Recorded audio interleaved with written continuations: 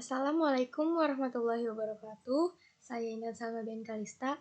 Di sini saya akan menjelaskan soal-soal tugas besar 2 mekanika tanah. Soal yang pertama, sebuah data percobaan laboratorium untuk uji proktor standar memberikan hasil-hasil sebagaimana tabel berikut. Di sini tabel sebelah kiri ini merupakan berat tanah basah dalam cetakan dan sebelah kanan terdapat kadar air. Kemudian ini terdapat rata-rata dari berat tanah basah dalam cetakan itu sebesar 2055 dan rata-rata kadar air sebesar 19,2%. Gambar kurva kepadatan dan carilah berat volume kering maksimum dan kadar air optimum tanah yang diuji. Nah, ini merupakan tabel-tabel dari beberapa sampel.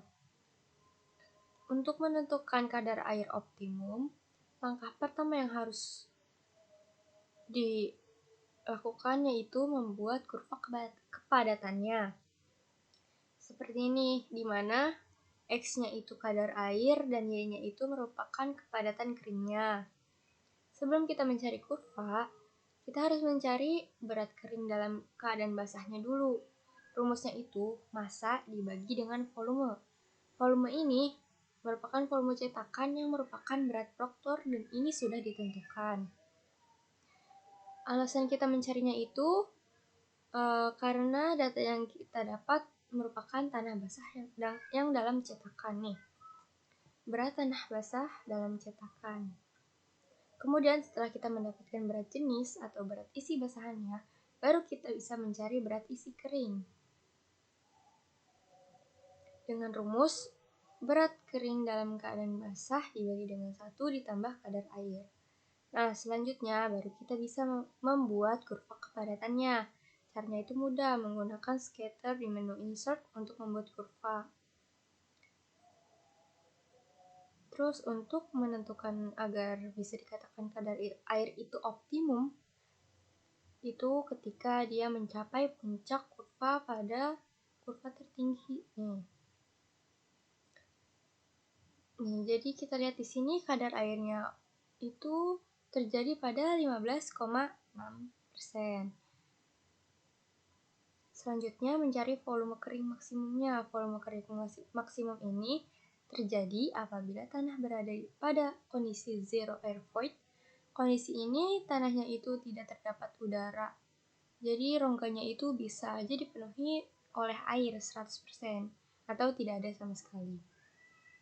Dan untuk mencarinya itu kita menggunakan rumus GS dikali YW dibagi dengan 1 ditambah kadar air dikali GS. Nah, selanjutnya ini hitunglah berat volume kering untuk kondisi zero air void jika GS sama dengan 2,67. Gambarkan kurva terhadap kadar air. Nah, kita itu nggak usah lagi nyari zero air void-nya karena hasilnya itu sudah sama nomor yang ini 1A. Cara membuatnya itu hanya memberi nama kurva dengan kurva PAZL. Nah, kadar air ini untuk sumbu X dan kepadatan keringnya itu untuk sumbu Y. Nah, selanjutnya gambarkan kurva dengan kandungan udara 10%. Di sini kan kandungan udaranya kan diketahui 10% ya. Berarti kalau dalam void itu sisanya itu 90%. 90%-nya itu air. Karena tanah ada 2 elemen, air dan udara. Rumus yang digunakan ialah YD sama dengan GS dikali YW dibagi 1 ditambah GS dikali W. Nah, di awal ini merupakan tingkat kejenuhannya karena kandungan udara 10%, jadi sisanya untuk banyaknya air itu sebesar 90%. Kurva kepadatannya itu untuk sumbu X merupakan nilai dari berat isi kering. Nah, yang X itu dari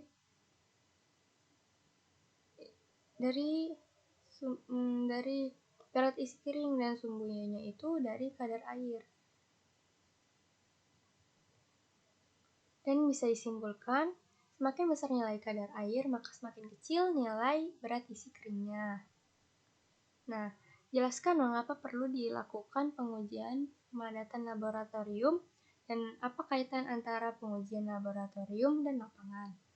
Nah, tujuannya ini dilakukan pemadatan itu untuk mengurangi perubahan bentuk atau distorsi terhadap permukaan tanah, memperkecil penurunan permukaan tanah, meningkatkan kekuatan tanah, mengurangi permeabilitas atau masuknya air ke dalam tanah. Nah, dalam dunia teknik sipil, pemadatan sangat berperan penting ketika hendak memulai pembangunan gedung. Lokasi atau tempat fondasi yang akan dibangun harus dipadatkan dulu, supaya fondasi tidak mudah bergeser dan bisa menahan beban bangunan di atasnya. Nah, terdapat dua hal kategori spesifikasi untuk pemadatan tanah, yaitu spesifikasi hasil akhir dari pemadatan dan spesifikasi untuk cara pemadatan. Nah, apa sih keterkaitan antara pengujian pemadatan di laboratorium dan lapangan? Nah, keterkaitannya itu sebagai nilai banding yang nantinya diakumulasikan menjadi satu hasil pengujian. Nah, selanjutnya ini jelaskan faktor-faktor yang mempengaruhi kepadatan suhu tanah. Ada apa aja sih faktor-faktor yang mempengaruhi kepadatan tanah? Nah, faktornya itu ada 4. Yang pertama ada kadar air, jenis tanah, cara pemadatan, dan energi pemadatan. Kadar air, karena pada setiap tanah ini kadar airnya berbeda-beda, jadi sangat mempengaruhi. Jenis tanah juga, karena jenis tanah ini memiliki yang berbeda-beda. Tanah tuh memiliki jenis tanah yang berbeda-beda, makanya sangat berpengaruh dalam kepadatan suatu tanah. Nah, cara pemadatannya juga berbeda-beda, jadi sangat mempengaruhi. Nah, cara pemadatan ini harus sesuai dengan jenis tanahnya. Kalau tidak, dia bakalan mempengaruhi hasil kepadatannya. Soal 1B, buatlah penjelasan tentang jenis-jenis alat pemadatan tanah di lapangan termasuk cara bekerjanya. Nah, tamping roller yang pertama nih, bisa bergerak sendiri maupun ditarik oleh alat lain. Alat pemadatan ini menggunakan roda baja yang pada permukaannya terdapat gigi-gigi. Nah, tumbing roller ini baik digunakan untuk tanah lempung berpasir dalam kedalaman pemadatan sekitar 15 hingga 25 cm. Bentukannya itu kayak seperti itu, nah cocok untuk tanah lempung dan berpasir. Yang kedua ada grid roller. Alat ini dilengkapi pemberat berupa balok beton. Jika tanah mengandung bebatuan, grid roller yang diberi pemberat bisa memecah batuan. Jadi kalau misalnya tanahnya itu mengandung batuan, nah grid rollernya ini harus dilengkapi balok beton supaya bebatuannya itu bisa pecah. Jadi permukaan tanahnya itu lebih rata. Nah, alat ini itu biasanya digunakan pada tanah kohesif. Kohesif itu tuh bukan tanah pasir atau tanah berlempung. Selanjutnya ada smooth wheel roller. Ini tuh cocok untuk digunakan memadatkan material berbutir seperti pasir, kerikil, dan batuan pecah.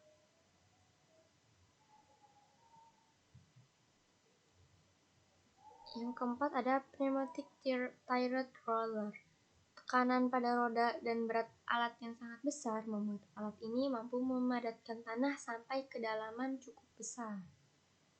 Alat ini berukuran kecil bisa digunakan untuk memadatkan lapisan dengan kedalaman 10 hingga 20 cm. Yang besar bisa mencapai kedalaman hingga 60 cm. Nah, ada vibrating compactor. Hasil pemadatan ini juga lebih baik daripada alat pemadatan lainnya. Karena faktor tekanan dan getaran terhadap material di bawahnya, jadi cepat rata gitu. Terus material yang bisa dipadatkan itu pasir, kerikil, dan batuan sprit. Nah, kalau yang dari 1 sampai 5 ini itu tuh menggunakan mesin. Jadi bantuan mesin gitu. Kalau misalnya yang manual operator vibratory plate compactor ini kita ngarahin sendiri, agak lebih tradisional mungkin ya, bukan lebih modern gitu. Alat ini digunakan untuk memadatkan tanah dan lapisan aspal, dimana alat-alat yang besar tak bisa atau kurang efektif. Alat ini digerakkan secara manual. Nah, yang ini untuk aspal. Kalau yang ini, yang 1-5 ini buat yang tanah yang bertekstur. Nah, 1B. Bagaimana cara prosedur pelaksanaan pemadatan di lapangan? Termasuk aplikasi nilai kadar air optimum yang telah ditemukan dari uji laboratorium. Nah, tahapan pemadatan dilakukan dengan cara membersihkan area lahan dari pohon, kemudian melakukan perataan tanah dengan menutupi lubang-lubang dan meratakan gundukan tanah. Kemudian tanah digilas menggunakan alat-alat yang tadi agar hingga tanah tuh rata. Setelah itu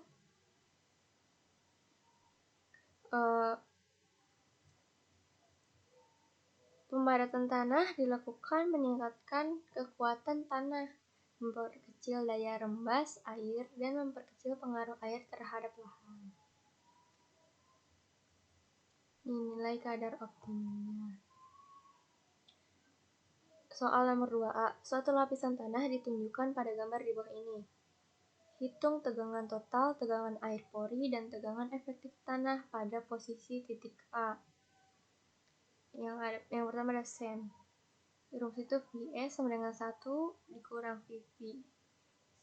Hasilnya itu 0,5. MS sama dengan PS dalam kurung 1 dikurang N itu hasilnya 1,53.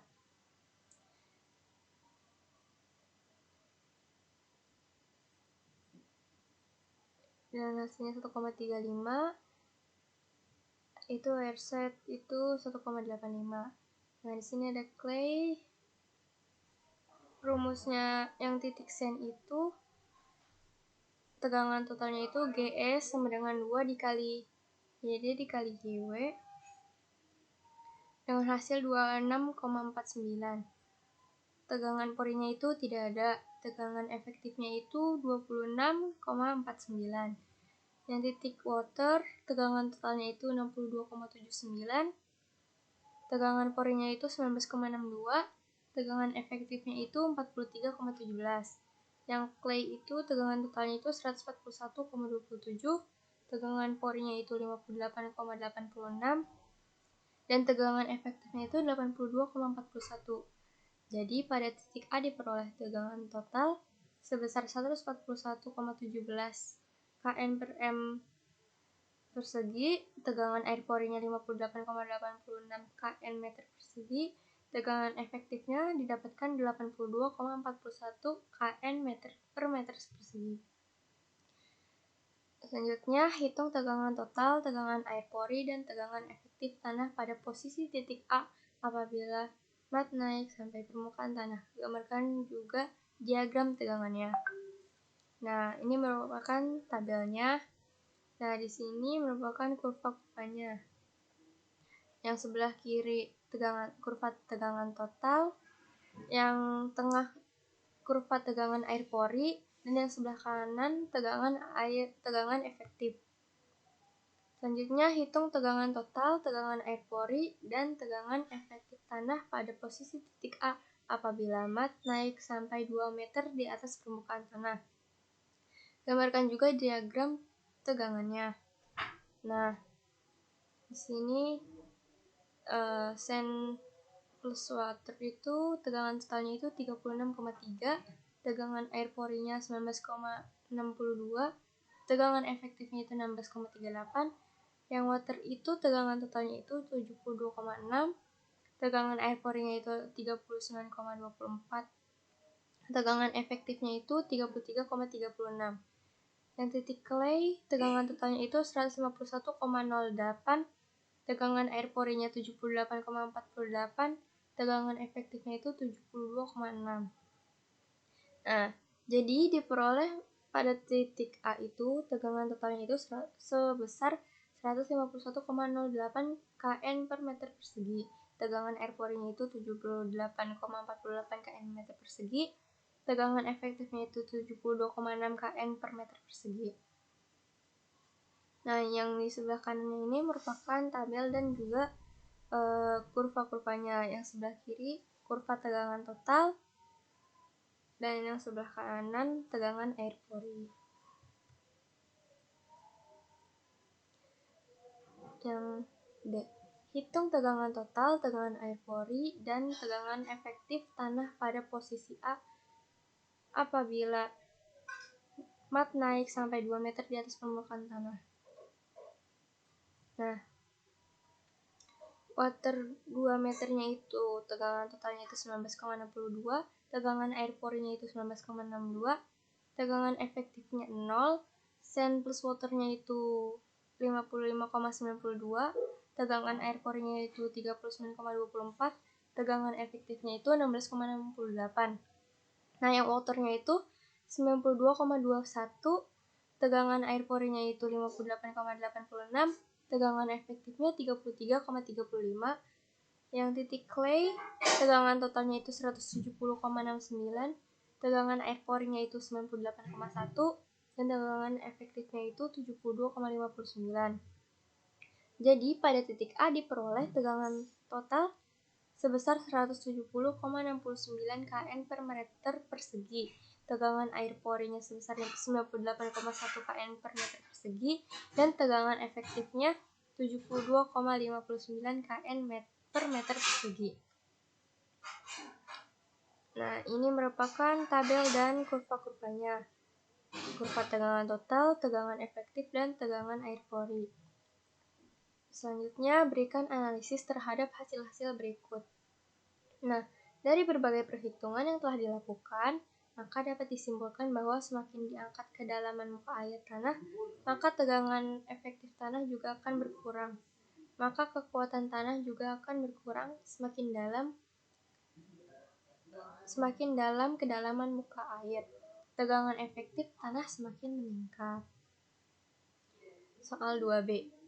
Suatu profil tanah terdiri dari 5 m compacted sandy clay diikuti oleh medium dense sand setebal 5 m.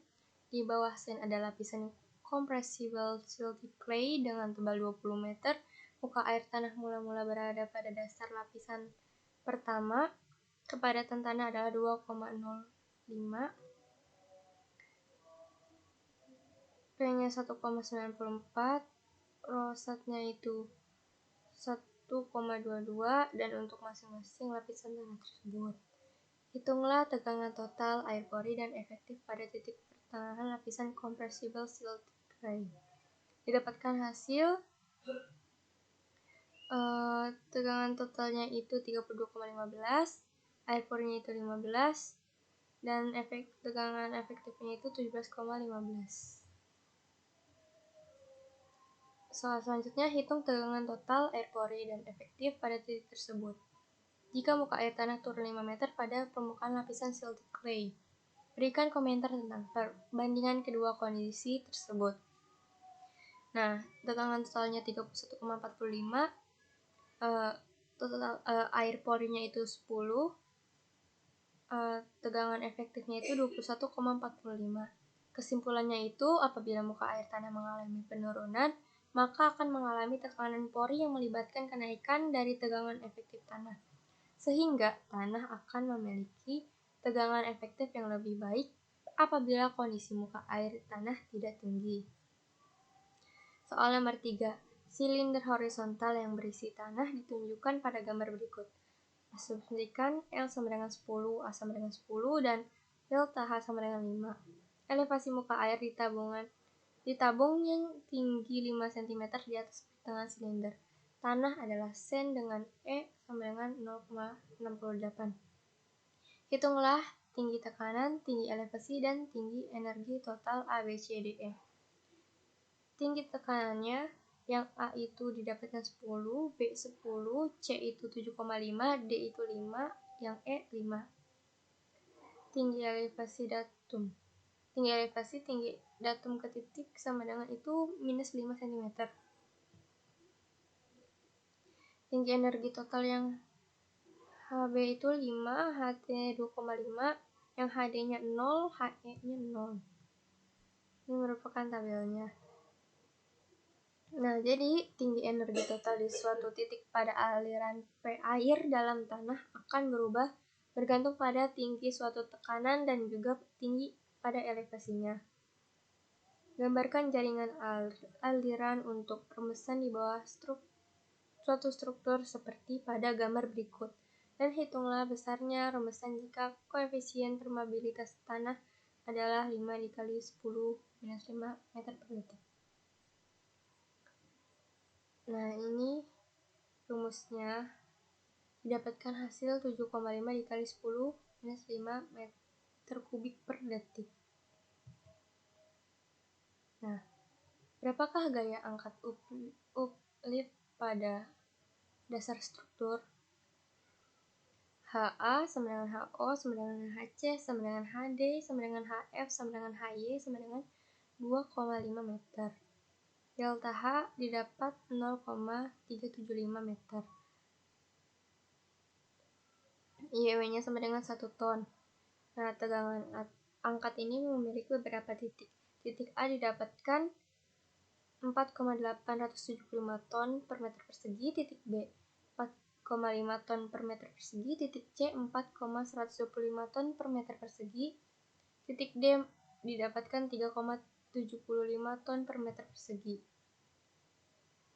Titik E didapatkan 3,375 ton per meter persegi, titik F 3 ton per meter persegi, titik G 2,625 ton per meter persegi, dan total gaya angkatnya itu 26,25 ton per meter persegi. Sekian dari saya. Wassalamualaikum warahmatullahi wabarakatuh.